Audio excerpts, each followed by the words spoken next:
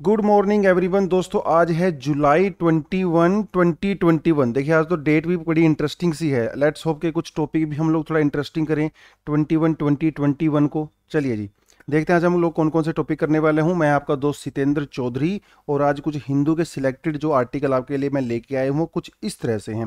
पहले हम लोग करेंगे एंटीबॉडीज इन इंडियन। एंटीबॉडी का मतलब क्या होता है, कैसे है, ये थोड़ा सा हम लोग देखेंगे जीएस पेपर 3 में। इसको हम हेल्थ वाले सेक्टर से और साइंस एंड टेक वाले में जो बायोलॉजी वाला पोर्शन है ना, वहाँ से भी हम इसको कर सकते हैं। तो ये हम लोग करेंगे। नई आईसीएमआर की रिपोर्ट आई है, काफ़ी पॉजिटिव है, लेकिन देखेंगे इसका इम्पैक्ट क्या हो सकता है थर्ड वेव के ऊपर या फोर्थ वेव के ऊपर। अगली हम लोग बात करेंगे एनजीटी के बारे में। पहले भी मैं आपको एनजीटी करवा चुका हूँ। जो लोग हमारे प्लेटफॉर्म पे नए जुड़े हैं, जो पहली बार आ रहे हैं, उनके लिए मैंने सिर्फ ये टॉपिक उठाया है। अदरवाइज जो पुराने स्टूडेंट हैं हमारे, ऑलरेडी एनजीटी के बारे में काफ़ी अच्छे से जानते हैं। एनजीटी ने अभी हरियाणा सरकार को डांट लगाई है, अच्छी खासी डांट लगाई है।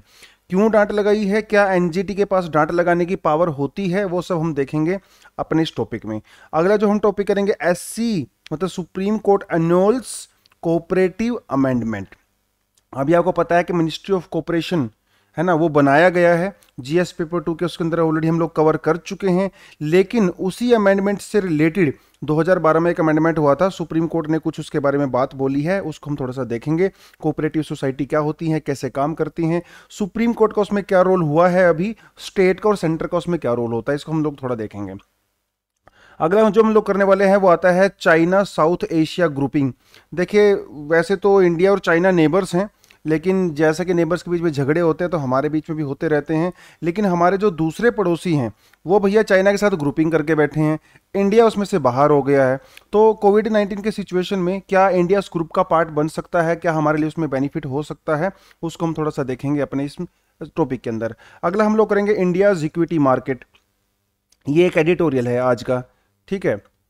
और इसमें यह बताया गया है कि एक तो इंडिया की इकोनॉमी नीचे आ रही है, लेकिन उसी समय में इंडिया का शेयर मार्केट बहुत ज़्यादा ऊपर जा रहा है। ये क्या दिक्कत है, क्या चक्कर क्या है ये, है ना। तो बहुत सारे लोगों के समझ में नहीं आता। अगर आप भी उन्हीं में से हो तो आज आप इस एडिटोरियल का जरूर देखें। आपको मैं थोड़ा इसके बारे में बताने की कोशिश करूंगा जितना एडिटोरियल में दिया हुआ है। वैसे तो इकोनॉमी का बहुत लार्ज टॉपिक हो जाता है ये, लेकिन हम लोग एडिटोरियल के पर्सपेक्टिव में अपने आप को लिमिटेशन रखेंगे और उसके हम लोग कवर करने की कोशिश करेंगे। पिगासस एंड रिफॉर्म्स, ये भी एक आज का एडिटोरियल है। हालांकि मैंने सोचा था सिर्फ एक एडिटोरियल में आपको करवाऊंगा, ये पहले वाला दूसरे वाला, क्योंकि पेगासस के बारे में हम पिछले 2-3 दिन से लगातार चर्चा कर रहे हैं। लेकिन जब मैंने इस एडिटोरियल को पढ़ा, इसमें थोड़ा सा यूनिक मुझे में लगा, जो अब तक कहीं पे भी इसको इंक्लूड नहीं किया गया है। तो ये थोड़ा सा यूनिक पर्सपेक्टिव है पेगासस को लेके, इसलिए हम थोड़ा इसको कर लेंगे, ठीक है। चलिए जी, पहली जो न्यूज़ आती है वो आती है 2/3 of Indians have antibodies. Show कौन करता है, आईसीएमआर के सर्वे ने अभी शो किया है। पहली बात तो आपको ये देखना पड़ेगा कि एंटीबॉडी क्या होता है। एंटीबॉडी का मतलब होता है, एंटीबॉडीज आर प्रोटीन्स। देखिए एग्जाम में प्रीलिम्स के लिए क्वेश्चन बन गया आपका, वो पूछेगा आपसे which of the following statements are true about antibodies. Antibodies are not fats, antibodies are not fats, antibodies are not acids, antibodies are proteins. इसी तरह से क्वेश्चन मिलेंगे आपको बिल्कुल। अरे आपके सामने ही क्वेश्चन होते हैं, जो दुनिया भर के हम टॉपिक पढ़ते हैं ना, आपके सामने ही होते हैं, बहुत इजी सरफेस के ऊपर। बस उसको देखने का तरीका आपको पता होना चाहिए कि यहां से यूपीएससी किस तरह से आपको घुमा सकता है, किस तरह से क्वेश्चन पूछ सकता है, ठीक है। Antibodies are proteins made by the immune system. एक और पॉइंट मिल गया आपको, पूछेगा ये सब आपको। To fight infections like viruses, bacteria, and it may help to ward off the future occurrences by those same infections. मतलब अगर आपकी बॉडी में कोई एक्सटर्नल फैक्टर, कोई एक्सटर्नल एजेंट आ जाता है जो आपकी बॉडी के लिए हार्मफुल होता है, जैसे वायरस, बैक्टीरिया, कुछ और है ना, पैथोजेंस वगैरह, तो उसको ये क्या करता है, उससे लड़ता है और फ्यूचर के लिए भी अपना प्रबंध कर लेता है, ताकि फ्यूचर में भी वायरस आएगा तो मैं उसको आइडेंटिफाई कर लूंगा और उसको मैं भगा दूंगा। ये काम होता है एंटीबॉडीज का। एंटीबॉडीज का एक और नाम होता है जो अभी तक आपने सुना नहीं होगा, इसका नाम होता है इम्यूनोग्लोबुलिन्स। आईजी के नाम से इसको शो करते हैं, इम्यूनोग्लोबुलिन्स। याद रहेगा आपको, ये सब प्रीलिम्स के लिए आपको आज मैं मसाला दे रहा हूं यहाँ पे। चलिए, तो आईसीएमआर ने सीरो सर्वे किया। अब ये सर ये क्या बीमारी है सीरो सर्वे? देखिए, सीरो सर्वे इसीलिए किया जाता है, ब्लड टेस्ट किया जाता है लोगों का, और उससे ये पता लगाया जा सकता है कि कितने आदमियों के अंदर जो है वो एंटीबॉडीज बन चुकी है। क्योंकि एक बार आपकी बॉडीज के अंदर एंटीबॉडीज बन चुकी है ना फॉर कोरोना वायरस या फॉर सार्स कोव 2, तो इसका मतलब आपकी बॉडी उस वायरस के अगेंस्ट में लड़ सकती है और अपने आप को प्रोटेक्ट कर सकती है। तो सीरो सर्वे के थ्रू हमें यह पता चलता है कि कितने लोग वायरस से इन्फेक्ट होने के बाद रिकवर हो चुके हैं। क्योंकि देखिए, एक बार जब इन्फेक्ट होने के बाद आप रिकवर होते हो ना, तभी एंटीबॉडीज बनती हैं, ऐसे बिना बात के एंटीबॉडीज नहीं बनती हैं। तो इससे हमें यह पता चलता है। ठीक है, और कुछ बड़ी ही इंटरेस्टिंग ऑब्जर्वेशन यहां से निकल के आई हैं। जैसे इंडिया की 2/3 पॉपुलेशन, मतलब 66% के लगभग लोग जो है 60 से 60 के बीच में, थोड़ा अप्रोक्सीमेटली है ये, उतने लोगों के बीच में मतलब बॉडी में एंटीबॉडी पाई गई है। मतलब इंडिया में 60 से 65% लोग ऑलरेडी इन्फेक्ट होके रिकवर हो चुके हैं। है ना बड़ी इंटरेस्टिंग चीज। बहुत सारे लोगों को तो पता ही नहीं चलता उनको इन्फेक्शन हुआ है, वो रिकवर भी हो चुके होते हैं। इनमें से 6 से 7 साल के बच्चे भी इन्फेक्टेड हैं। 50% से ज्यादा बच्चे भी इंडिया में इन्फेक्ट होके रिकवर हो चुके हैं। लेकिन बच्चों के अंदर सिम्टम्स जो है बहुत माइल्ड होते हैं। रेयरेस्ट ऑफ रेयर कोई केस हो सकता है, लेकिन मोस्ट ऑफ द बच्चों के अंदर बहुत माइल्ड सिम्टम होते हैं और वो रिकवर हो जाते हैं। 85% हेल्थ वर्कर्स के अंदर में भी बॉडी में एंटीबॉडीज पाई गई हैं। क्यों? क्योंकि देखिए, हेल्थ केयर जो वर्कर्स होते हैं ये तो सारा दिन एक्सपोजर में रहते हैं वायरस के, तो बहुत सारे लोगों को वायरस हो चुका है, वो रिकवर हो चुके हैं, तो डेफिनेटली इनकी परसेंटेज ज़्यादा है जो पेशेंट्स के जो है पास में रहते हैं। तो ये पूरा निकल के आया है यहाँ पे इस पूरे टॉपिक में। अब एक चीज़ होती है हर्ड इम्यूनिटी। हर्ड इम्यूनिटी का मतलब ये होता है कि जब मेजोरिटी पॉपुलेशन वायरस के अगेंस्ट में प्रोटेक्ट अपने आप को कर सकती है और वायरस और ज्यादा इन्फेक्शन नहीं कर सकता, ट्रांसमिट नहीं हो सकता, उसका मतलब होता है हर्ड इम्यूनिटी। इंडिया में अभी भी 40 से 45 करोड़ लोगों के अंदर एंटीबॉडीज नहीं है। इसका मतलब इनको इन्फेक्शन हो सकता है अभी भी। बाकी के बचे हुए लोगों को भी इन्फेक्शन हो सकता है, लेकिन बहुत माइल्ड, या शायद हो भी ना। लेकिन 40 से 45 करोड़ लोग अभी भी उनके अंदर एंटीबॉडीज नहीं है, जो कि बहुत बड़ी पॉपुलेशन है ना। तो इनको बचने की जरूरत है, इसलिए भैया मास्क वास्क लगाओ, वो सारी की सारी चीजें आपको यहाँ पे करनी चाहिए। ठीक है, अभी इंडिया जो है हर्ड इम्यूनिटी वाली स्टेज में नहीं आया है। अगली जो न्यूज आती है वो आती है हरियाणा से। हरियाणा से देखिए न्यूज आती है गुड़गांव से।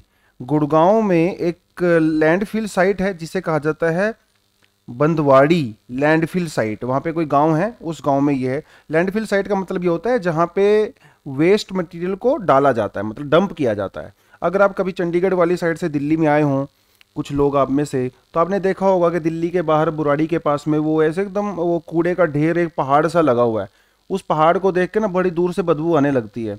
उसको देख के पहचान हो जाती है कि दिल्ली के अंदर हम एंट्री कर चुके हैं, हमारी स्वच्छ दिल्ली है ना। तो उससे वो भी एक लैंडफिल है। तो इस तरह की लैंडफिल एनसीआर में और बहुत सारी सिटीज़ में होती हैं लगभग। और क्योंकि यार एनसीआर बहुत बड़ा है तो इसलिए यहाँ पे बड़ी बड़ी लैंडफिल्स हैं। अब ये है कि देखिए, लैंडफिल तो बना दिया जब आपने, ठीक है, लेकिन उसको आप ट्रीट भी तो कीजिए ना। जो वहाँ पे आप वेस्ट मटेरियल डाल रहे हो भैया, उसको ट्रीटमेंट कौन करेगा उसका? ये भी तो काम सरकार का ही होता है ना। तो ये भंडवाड़ी जो लैंडफिल साइट है, इसको प्रॉपर्ली ट्रीटमेंट नहीं किया गया था। इसके लिए कंप्लेंट कहाँ की गई थी? एनजीटी को कंप्लेंट की गई थी, नेशनल ग्रीन ट्रिब्यूनल। अब बोलोगे सर अब एनजीटी के अंदर इतनी पावर है क्या? बिल्कुल पावर है। देखिए बता देता हूँ आपको। एनजीटी का मतलब होता है नेशनल ग्रीन ट्रिब्यूनल। जो नए बच्चे हैं उनको बता रहा हूँ, पुरानों को तो मेरे ख्याल से है, पता ही है। लेकिन भैया सुन लो, क्या दिक्कत है, रिवीजन ही हो जाएगा कम से कम। वैसे मुझे पता है घर पे जाके तब रिवीजन करते नहीं हो। देखिए, एनजीटी एक स्टैट्यूटरी बॉडी है, 2010 में बनाई गई थी बाय एन एक्ट।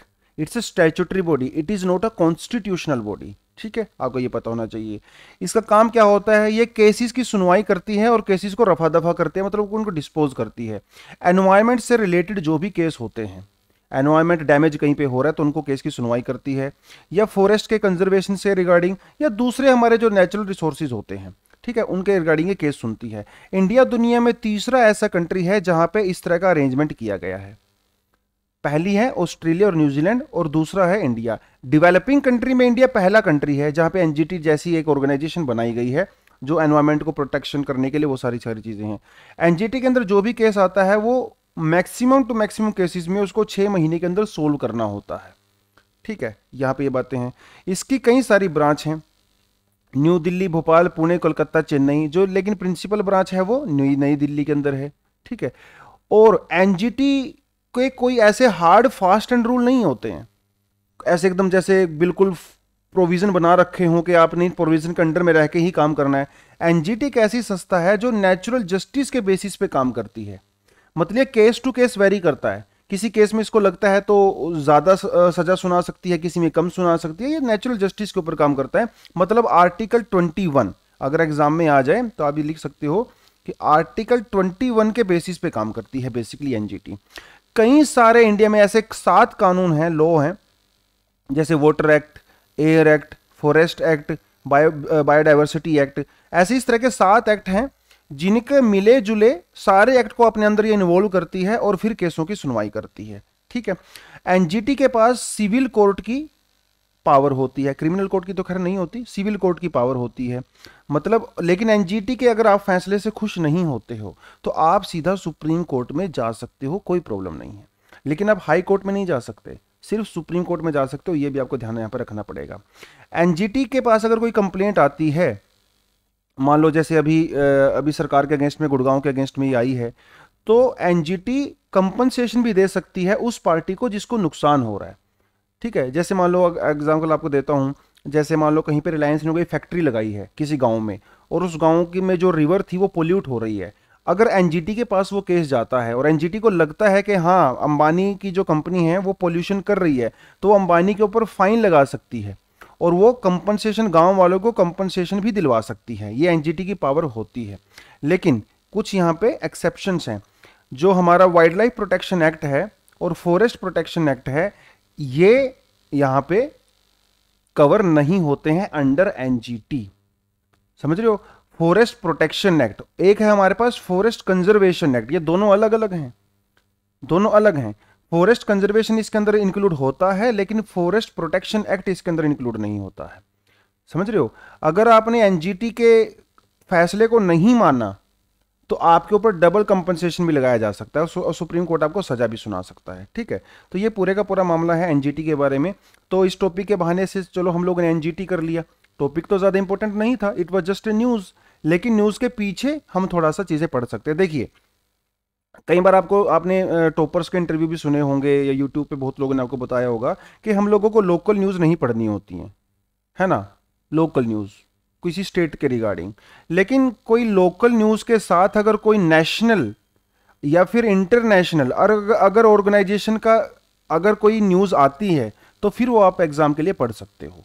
ठीक है, देखिए वैसे तो न्यूज़ ये गुड़गांव की है, लेकिन क्योंकि एनजीटी यहाँ पे इन्वॉल्व है और एनजीटी जो है वो नेशनल एक ऑर्गेनाइजेशन है बहुत बड़ी, इसीलिए हमारे लिए न्यूज़ इंपॉर्टेंट हो जाती है। एक तो हमने इसी बहाने से एनजीटी पढ़ लिया, ऊपर से अगर मेंस में आपके पास कोई क्वेश्चन आता है तो ये एग्जांपल आप वहां पे एनजीटी के रिगार्डिंग लिख सकते हो।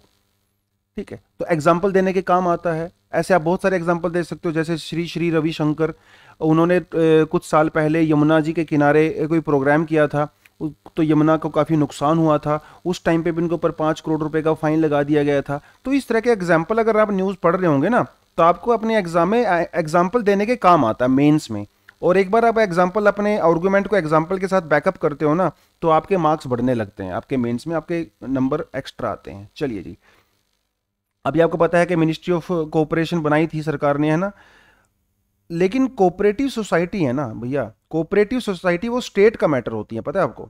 इंडिया एक फेडरल स्टेट है, फेडरल मतलब प्योर फेडरल नहीं है, इसलिए इसे बोला जाता है क्वासी फेडरल। ठीक है, तो क्वासी फेडरल या फेडरल का मतलब ये है कि यहाँ पे यूनियन की अलग पावर होती हैं, स्टेट की अलग पावर होती हैं। यूनियन अपनी पावर में रह के काम करता है, जिसे कहा जाता है यूनियन लिस्ट। मतलब यूनियन लिस्ट के अंदर कुछ मैटर होते हैं, कुछ सब्जेक्ट होते हैं, सिर्फ सेंटर उस पर लॉ बना सकता है। और एक आपको पता है हमारी स्टेट लिस्ट होती है और एक हमारी कंकरेंट लिस्ट होती है। कंकरेंट लिस्ट पे दोनों बना सकते हैं, है ना, स्टेट लिस्ट में स्टेट बना सकता है। तो ये हमारा एक फेडरल अरेंजमेंट है, बहुत हार्ड एंड फास्ट नहीं है, थोड़ा सा फ्लेक्सिबल है बट स्टिल, है ना, that is why it is called quasi federal.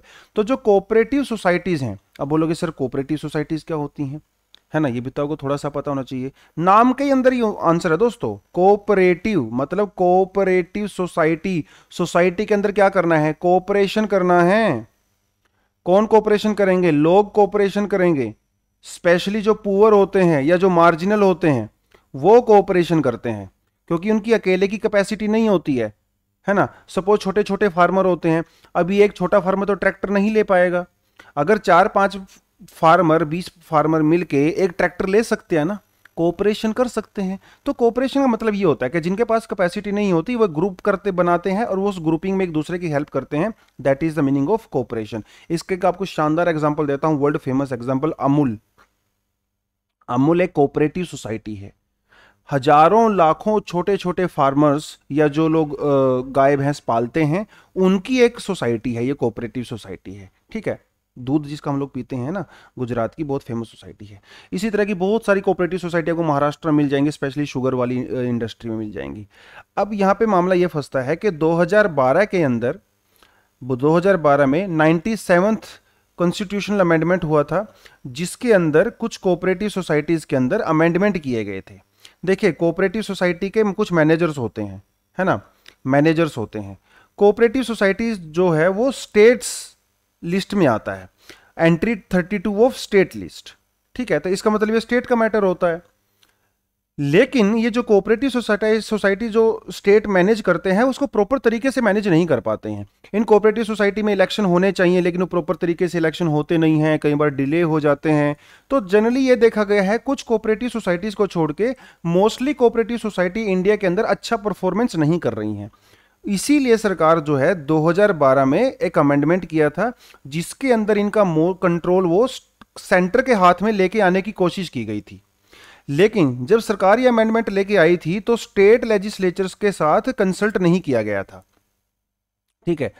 क्योंकि देखिए, जब कोई मैटर फेडरल आ जाता है तो इसका मतलब स्टेट की भी मंजूरी जरूरी होती है। लेकिन जब सरकार इसको लेके आई थी तो स्टेट लेजिस्लेचर्स ने इसको रेटिफाई नहीं किया था, तो ये मामला चला गया सुप्रीम कोर्ट में। सुप्रीम कोर्ट ने अभी उस अमेंडमेंट को खत्म कर दिया। Supreme Court struck down the constitutional amendment जिसने स्टेट जो कोऑपरेटिव सोसाइटीज की पावर को कम किया था, ठीक है। बस यही मामला है।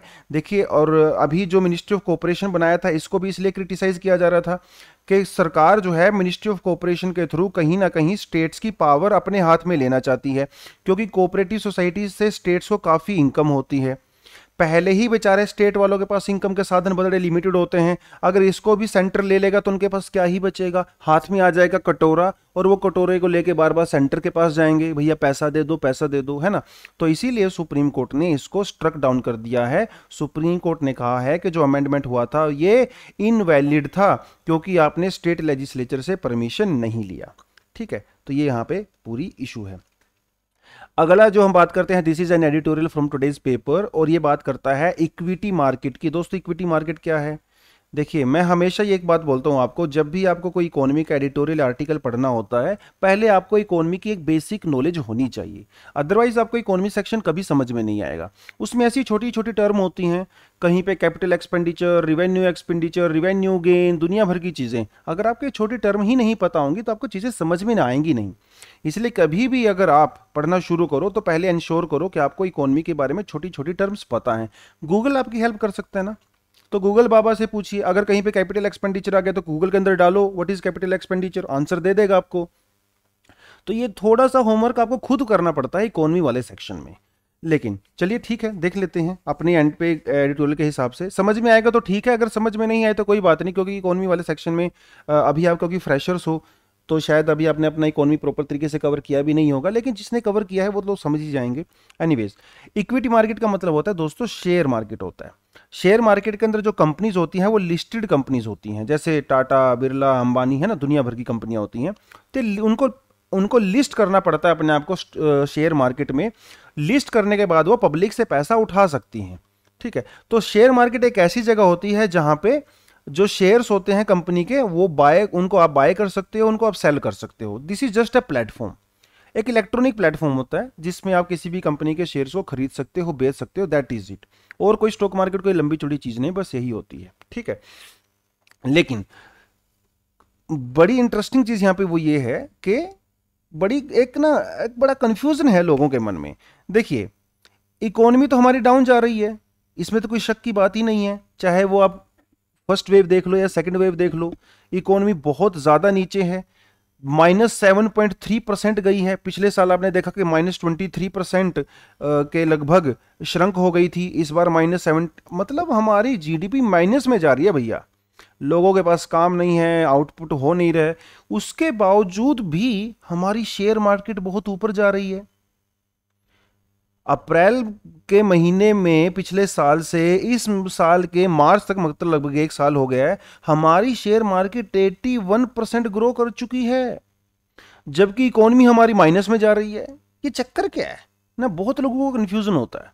तो पहले तो आप थोड़ा सा इसको जाके थोड़ा गूगल करें, लेकिन आपको समझा देता हूं। देखिए, शेयर मार्केट का जीडीपी से एज सच कोई डायरेक्ट रिलेशन नहीं होता है।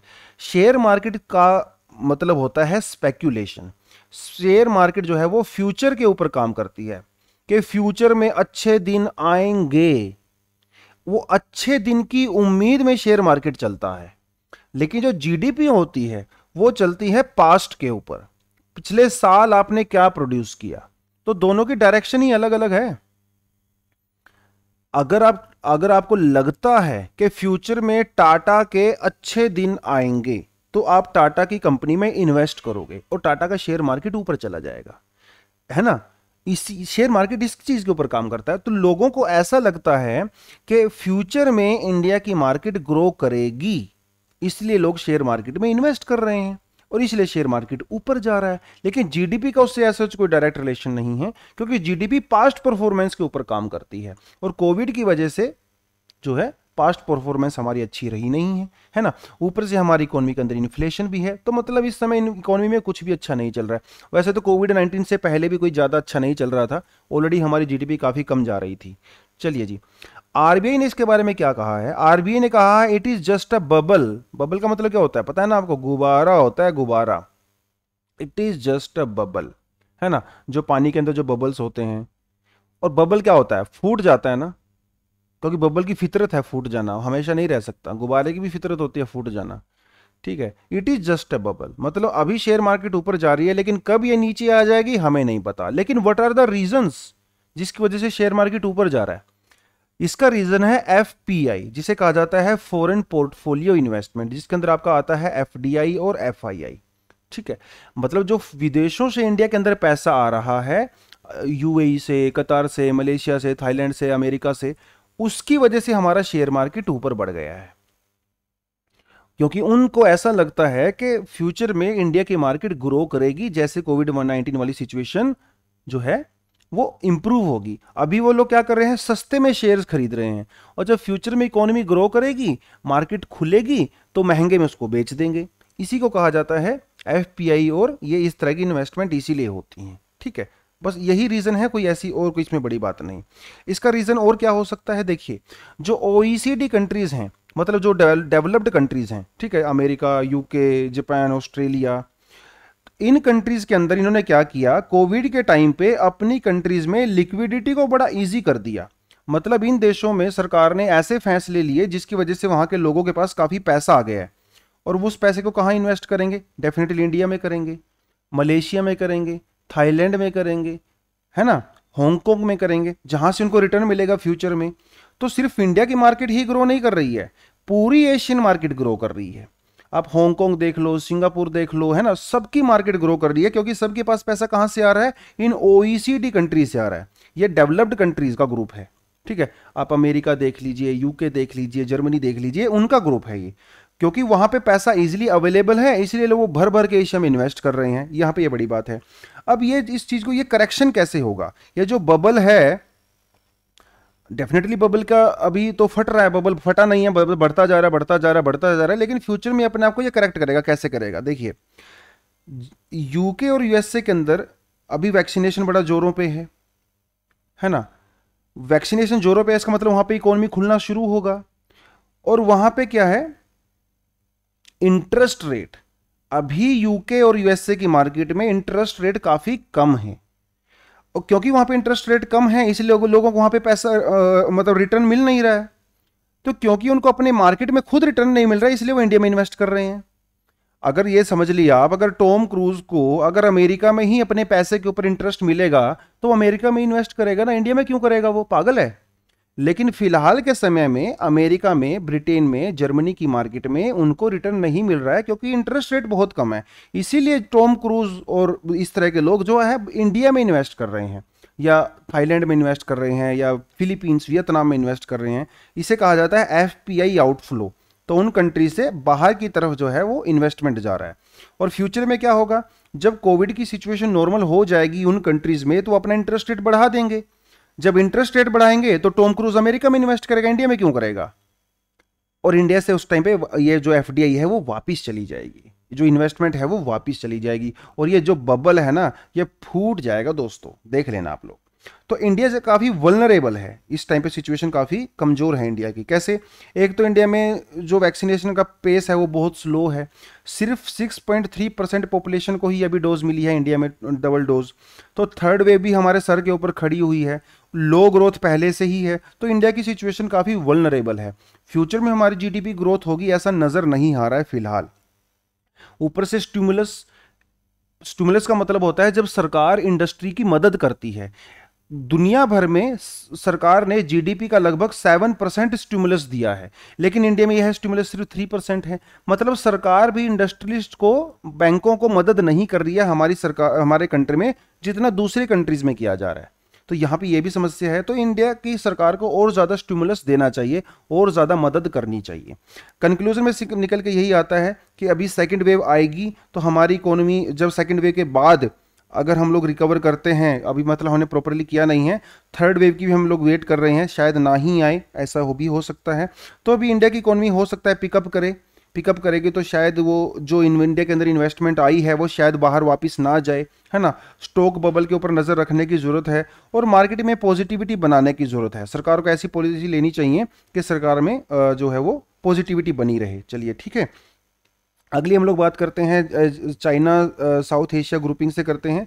देखिए इशू यहाँ पे ये है कि चाइना ने अभी एक ग्रुप बनाया है जिसे कहा गया है China south Asian countries emergency supplies reserve.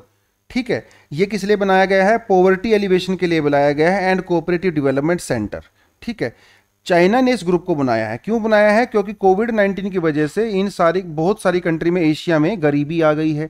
तो चाइना ने एक ग्रुप बनाया है ताकि वो इन कंट्रीज की हेल्प कर सके, वो उनको वैक्सीन भी दे सके और उनको पैसा भी दे सके ताकि गरीबी हट जाए। अब इस ग्रुप में जो है इंडिया नहीं है, यहाँ पे ये बड़ी बात है, इस ग्रुप में इंडिया नहीं है, ना ही इसमें भूटान है और ना ही इसमें मालदीव है। इन तीन कंट्रीज को छोड़ के लगभग बाकी सारी कंट्री जो हैं वो इसका पार्ट हैं साउथ एशिया के अंदर। तो बांग्लादेश ने ये कहा है कि इंडिया भी इसका पार्ट बन सकता है, चाइना को कोई प्रॉब्लम नहीं है। चाइना ने इंडिया को जानबूझ के इससे बाहर नहीं रखा है, चाइना भी इसका पार्ट बन सकता है। ऐसा किसने कहा है? बांग्लादेश ने कहा है। देखिए बांग्लादेश के साथ एक प्रॉब्लम है, पहले इंडिया ने बांग्लादेश को प्रॉमिस किया था कि वो बांग्लादेश को वैक्सीन देगा।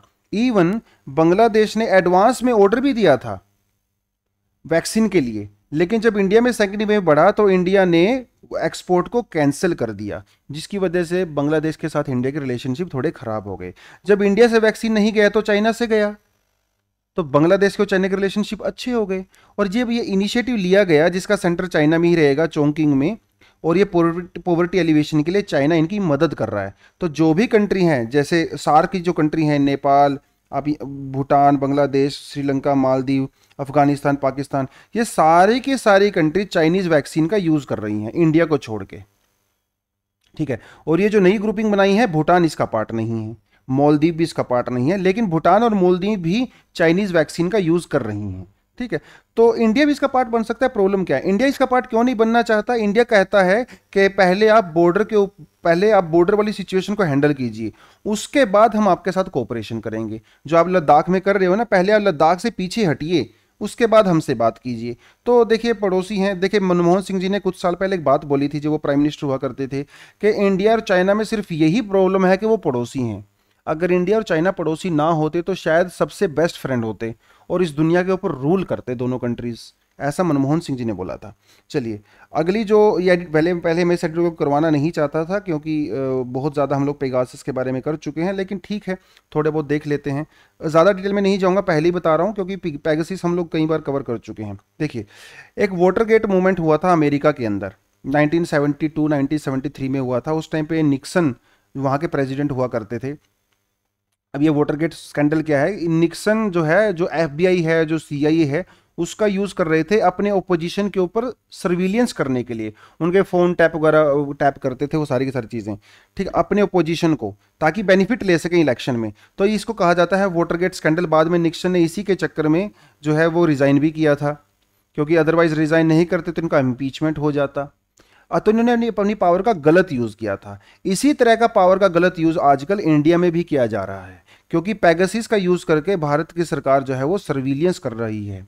ठीक है, देखिए अलग अलग, मैं जो चीज बोल रहा हूँ वो सिर्फ एडिटोरियल के पर्सपेक्टिव से बोल रहा हूँ, क्योंकि जिस कंपनी ने पेगासस बनाया है, एनएसओ ग्रुप ने, उसने साफ साफ कहा है कि हम किसी प्राइवेट कंपनी को, प्राइवेट इंडिविजुअल को अपना सॉफ्टवेयर बेचते ही नहीं है, हम सिर्फ और सिर्फ गवर्नमेंट एजेंसीज को बेचते हैं। गवर्नमेंट एजेंसी का मतलब गवर्नमेंट को बेचते हैं, तो इसका मतलब भारत की सरकार ने उनसे खरीदा हुआ है। और ऐसे जो सबूत बताते हैं, हार्ड एविडेंस बताते हैं कि ये एक्चुअली में सर्विलियंस किया गया है, तो सरकार को इसके ऊपर जवाब देना चाहिए। एक्चुअली प्रॉब्लम ये है कि इंडिया में इस तरह के जो सर्विलियंस होते हैं, इसको रेगुलेट करने के लिए प्रॉपर कानून ही नहीं है। लेकिन भारत की सरकार को इसके लिए अकाउंटेबल है। किसके लिए अकाउंटेबल है भैया? लोगों के लिए, क्योंकि लोगों ने चुनी है ना। तो भारत की सरकार को लोगों को जवाब देना पड़ेगा, और देना भी चाहिए कि ये सर्विलियंस हुआ है तो क्यों हुआ है, कैसे हुआ है, आपका इसमें क्या रोल है, कैसे ये हमारी डेमोक्रेसी को स्ट्रोंग करता है, क्यों आपने किया है, ये सारी की सारी बात यहां पे होनी चाहिए। देखिए, आप डेमोक्रेसी के अंदर हल्का फुल्का सर्विलियंस भी जरूरी है, तो एक बैलेंस बना के चलने की जरूरत है सर्विलियंस के बीच में और लिबर्टी के बीच में। देखिए, हल्का फुल्का सर्विलियंस भी जरूरी है ताकि टेररिस्ट एक्टिविटी ना हो सके, इलीगल एक्टिविटी ना हो सके, वो सब हम मानते हैं। लेकिन आप इतना भी सर्विलियंस मत करो कि जो राइट टू लिबर्टी को ही खतरा पहुंच जाए। आप सर्विलियंस क्यों कर रहे हो? ताकि लिबर्टी प्रोटेक्टेड रहे। लेकिन इतना भी सर्विलियंस मत करो कि उसी लिबर्टी को नुकसान हो जाए जिसको प्रोटेक्ट करने की रिस्पॉन्सिबिलिटी आपको दी गई है bye constitution and by people of India. ये भी तो ध्यान में रखने की जरूरत है ना। हर चीज के अंदर लिमिटेशन होती है। सर्विलेंस आप करिए, लेकिन आम जनता का क्यों कर रहे हो? आप उन लोगों का क्यों कर रहे हो जो आप पॉलिटिकल राइवल्स हैं आपके, वो यहां पे है। तो ये बैलेंस बना के चलने की जरूरत है। आप फ्री भी नहीं छोड़ सकते, जिस तरह की सोसाइटी इंडिया की है, डाइवर्स सोसाइटी है, लेकिन गवर्नमेंट को जस्टिफाई करना पड़ेगा। ठीक है, कि गवर्नमेंट का एग्जांपल्स भी देने पड़ेंगे कि आपने क्यों ये सर्विलेंस किया। आप बताइए सर्विलेंस का क्या बेनिफिट हुआ कंट्री को, वो भी बताना पड़ेगा। और ये भी बताना पड़ेगा कि आप अपने ओपोनेंट्स के ऊपर क्यों सर्विलेंस कर रहे थे। ये सारी की सारी बातें इस एडिटोरियल के अंदर लिखी हुई हैं। देखिए, क्या पहली बार इंडिया में सर्विलेंस हुआ? ऐसा भी नहीं है, पहले भी पास्ट में होता हुआ आया है। हिमाचल में 2012 के अंदर एक स्कैंडल हुआ था, जिसके अंदर पुलिस की कई एजेंसीज के ऊपर रेड डाली गई थी, और इसमें 1 लाख लोगों के मोबाइल फोन नंबर मिले थे जिनको जो है ट्रैक किया जा रहा था। इवन वहां के डीजीपी का भी नंबर ट्रैक किया जा रहा था। और मजे की बात यह है कि डीजीपी की रिस्पॉन्सिबिलिटी होती है लोगों को ट्रैक करना, लेकिन उनका डीजीपी का खुद का नंबर भी ट्रैक हो रहा है।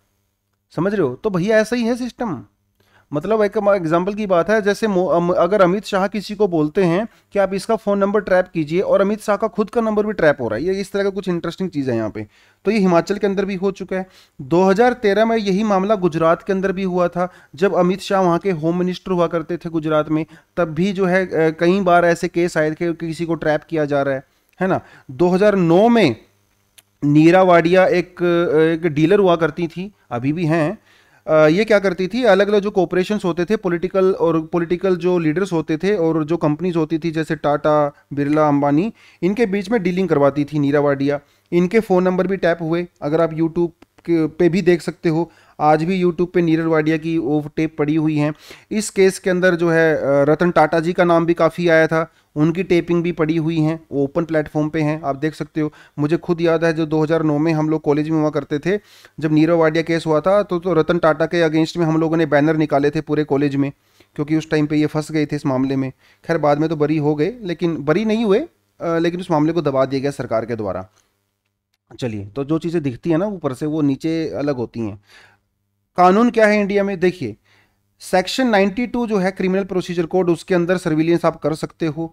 सेक्शन 419 ऑफ टेलीग्राम एक्ट, इसके अंदर भी आप कर सकते हो। आईटी रूल्स 2001 के अंडर भी आप कर सकते हो। मतलब सर्विलियंस की पावर तो दी गई है, लेकिन कितनी दी गई है वो थोड़ा मामला यहाँ पे देखने वाला है। सरकार ने कहा है कि ऐसी 9 एजेंसीज हैं जो कर सकती हैं सर्विलियंस, लेकिन ऐसी कौन कौन सी एजेंसी हैं, इसके मामले में कंफ्यूजन है।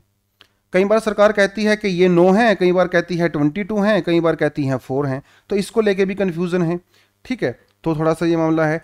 कई ऐसे प्रोग्राम हैं इंडिया में जिसके तहत आप सर्विलेंस कर सकते हो, CMS, CTIS, नेत्रा, CCTNS, तो इतनी सारी एजेंसीज हैं जो सर्विलेंस करती हैं, तो और कन्फ्यूज़न क्रिएट होता है। हम किसको रिस्पॉन्सिबल माने, ये भी यहाँ पे बड़ी प्रॉब्लम है ना। तो समस्या ये है। अब ये जो इन्वेजन ऑफ प्राइवेसी है, इसके लिए कोई प्रॉपर कानून होना चाहिए, है ना। इसकी क्या ज़रूरत है ये भी, अगर आप किसी के ऊपर सर्विलेंस करते हो, किसी की प्राइवेसी को इन्वेजन करते हो, तो उसके लिए एक तो कानून की बैकिंग होनी चाहिए। वो जब बहुत ज़्यादा ज़रूरी हो जाए तभी सर्विलेंस करनी चाहिए, अदरवाइज नहीं करनी चाहिए। और उसमें स्टेट का क्या इंटरेस्ट है ये भी पता, मतलब ऐसा नहीं है कि कल को अमित शाह का मन किया तो चलो इसको सर्विलेंस कर लिया। अरे पहले नेशनल इंटरेस्ट क्या है उसके पीछे, क्या वो हमारी नेशनल सिक्योरिटी को खतरा है, ये इस तरह के मामले हो ना, तब आप सर्विलेंस कर सकते हो, तब कोई दिक्कत नहीं है। ठीक है, तो क्या डिमांड है? डिमांड ये है कि पहले बात तो हमारे जो पहले वाइस प्रेसिडेंट हुआ करते थे हामिद अंसारी जी ने, उन्होंने भी कहा था देखिए जो सर्विलेंस इंडिया में किया जाता है ना, इसके पीछे कोई कानून की बैकिंग नहीं है सच, ये सारे का सारा एग्जीक्यूटिव ऑर्डर के ऊपर ही किया जाता है। क्योंकि जो IT एक्ट रूल वगैरह है ना, ये कोई बहुत ज़्यादा हार्ड एंड फास्ट इनके अंदर मेंशन नहीं किया हुआ है सर्विलेंस के बारे में, हल्का फुल्का ही मेंशन किया हुआ है। तो पहली बात तो इंडिया को भी प्रॉपर कानून बनाना चाहिए जो सर्विलेंस के लिए प्रॉपर टर्म्स एंड कंडीशंस उसके अंदर होनी चाहिए, एक वो बड़ी बात है यहाँ पे, है ना। उसके बाद institution of defence and strategic analysis, इसने भी एक एनालिसिस किया था, एक स्टडी किया था, इसने भी यही कहा था कि इंडिया के अंदर कानून होना चाहिए। 2018 में श्री कृष्णा कमेटी बनाई गई थी डाटा प्रोटेक्शन के लिए, इस कमेटी ने भी कहा था कि इंडिया में सर्विलियंस के लिए प्रॉपर कानून होना चाहिए, अभी तक नहीं है प्रॉपर कानून। 2019 के इलेक्शन में जो है कांग्रेस पार्टी ने भी अपने मैनिफेस्टो में लिखा था कि अगर वो सरकार में आती हैं तो सर्विलियंस के लिए एक प्रॉपर कानून लेके आएंगी, अभी तक प्रॉपर कानून ऐसा नहीं है, आना चाहिए डेफिनेटली। अमेरिका के अंदर आपको पता ही है कि स्नोडेन अभी तो रशिया में रहते हैं, उन्होंने भी खुलासा किया था कि अमेरिका में कुछ ऐसा प्रोग्राम चलाया जा रहा है जिससे अमेरिका के जो नागरिक हैं उनके ऊपर नजर रखी जा रही है, उनके मैसेज पढ़े जा रहे हैं, उनकी कॉल सुनी जा रही है। लेकिन वहां पे किसी के ऊपर पर्सनल अटैक नहीं किया गया था, वहां पे ओबामा अपने पॉलिटिकल राइवल्स के फोन नहीं सुन रहे थे, वो सभी के फोन की डिटेल्स ली जा रही थी। तो किसी को टारगेट करना सही नहीं है ना। तो ये यहां पे बड़ी बात है। तो प्रॉब्लम ये नहीं है अमेरिका में थी कि आप किसको सुन रहे हो, प्रॉब्लम ये थी कि कितने लोगों को सुना जा रहा है। पर्टिकुलर पर्सन को टारगेट वहां पे नहीं किया जा रहा था, क्योंकि वहां पे पैट्रियट एक्ट जो था अमेरिका के अंदर, जो सर्विलियंस को जो मॉनिटर करता था, इस एक्ट के अंडर में कुछ खामियां थी जिसको बाद में दूर किया गया, रिफॉर्म किया गया। तो इंडिया को भी रिफॉर्म्स की जरूरत है। इंडिया में जो सर्विलियंस के रिगार्डिंग जो एक एक्ट है, प्रॉपर कानून आना चाहिए, इंडिया में रिफॉर्म्स होने चाहिए, समय की यही डिमांड है। ठीक है, तो आज के लिए इतना ही। अगर आपको आज का सेशन ठीक ठाक लगा होगा तो आप कमेंट करके बताया करो क्या चीज़ें ठीक लगी, क्या नहीं लगी, कहाँ हम इंप्रूव कर सकते हैं, कौन सा पॉइंट आपको सबसे अच्छा लगा, कहाँ पे और ज़्यादा डिटेल दी जा सकती थी। आप हमें पूछिए कमेंट सेक्शन में, आप रिप्लाई कीजिए, वहाँ पे वीडियो को लाइक वगैरह किया करो। Thank you very much, all the best and जय हिंद।